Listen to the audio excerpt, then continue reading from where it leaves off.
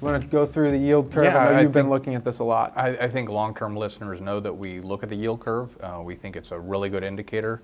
It has 100% predictive power historically. I'll put that historically in there for a recession. And a lot of economists continue to point to this. And I've gone back and forth with one of them. I respect him. I won't use a cheap shot, and it's not Dr. Newman either. But I think that the theory on why the yield curve is predictive makes sense. I don't think we actually have a negative yield curve because a lot of people are looking at the 10-year Treasury versus the 2-year, and I think that's a really good proxy. A lot of times you have to go to the bank's window, and that's the FOMC rate that the Fed is talking about, to borrow money. And what happens is as your long-term funds that you've loaned out go below what you will pay for your short-term deposits, banks begin to have a liquidity crunch. And then they start to unwind and call, and then we get a recession.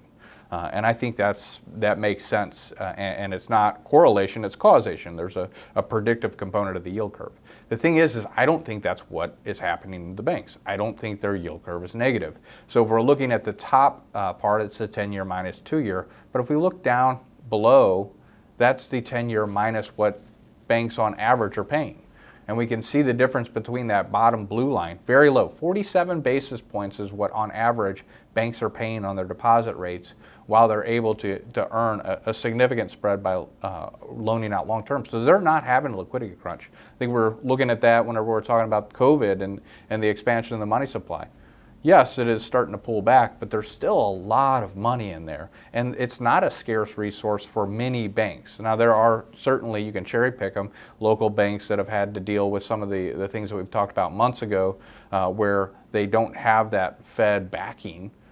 They're still having to chase deposits and pay high premiums, but most banks aren't.